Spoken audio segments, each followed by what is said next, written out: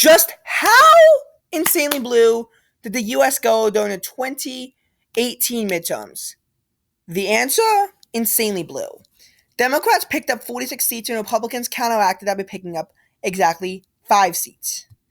And some of these, and really, it was really 44 Democratic pickups and 3 Republican pickups because with redistricting, everything just becomes more complicated. And there was court order redistricting in Pennsylvania before this election.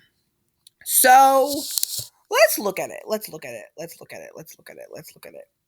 So in the state of Kansas, for example, we see the Democrats pick up the 3rd district at 9.7%. And they hold it through 2020 and actually expanded a bit. But take a look at the 2nd district. See how in 2012 and 2014, all these districts are safe red, and in 2016, the 3rd district nails up a bit. But look at it in 2018. Look at how close 2nd district is. Republicans win it by 0.85%. Democrats were within 1% of controlling half of the seats from Kansas. Now, in 2020, it did go back out to a 14.5% victory for the Republican Party. But just look at this thing, it was still Democrat. Republicans have since gerrymandered the state to make it very likely that, and I'll do actually a video on this, on the insane gerrymandering done by both parties on how, on this, because they essentially gerrymandered to put this district out of reach. Now, I want to show you something else. I want to show you the state of Georgia. Georgia, as we know, is a rapidly democratizing state.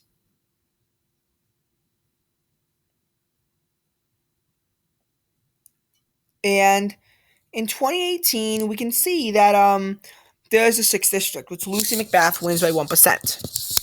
And in the 7th district, Woodall, the incumbent, was at 0.15%, making that the closest race of the entire 2018 cycle. So Georgia Democrats picked up a seat, and they were within 0.1% of picking up another, which they actually did do in 2020. McBath expands her majority out to 9.2%, and in the 7th district, Board Ducks picks up by 2.8%. Due to the gerrymandering by Georgia Republicans, however, they have combined these 2 districts into one safe Democratic district and made the surrounding parts as a safe Republican district, forcing these 2 together. Who will win? We will see. Probably Board Ducks, but maybe McBath. Look at New Jersey, 11-1 in favor of the Republicans. Jeff Van Drew, who would later switch to Republican, flips it by 7.7%. Kim wins by 1.3%. Malinowski wins by 5%, and Cheryl flips it by 14.6%. Now, then they essentially solidified their majority, except for Malinowski, who only went to 1.2% in 2020.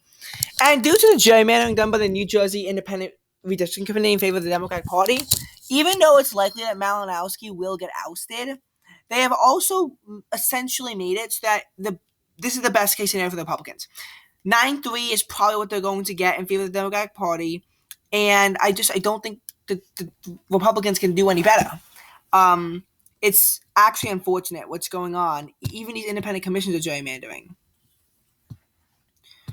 In Oklahoma, Republicans pick up Democrats picked up the 5th district by 1.4%, which in 2020 flips back by about 4.1%.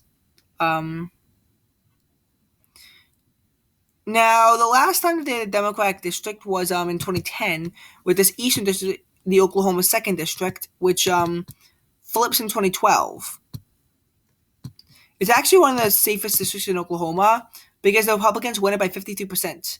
I think the 3rd district is safer than the 2nd district, but, you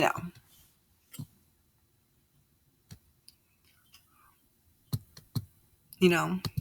California, half of the Republicans go bye-bye, though a fair amount of them come back in 2020. It's just, look at this map and look at the amount of Democratic pickups that there are.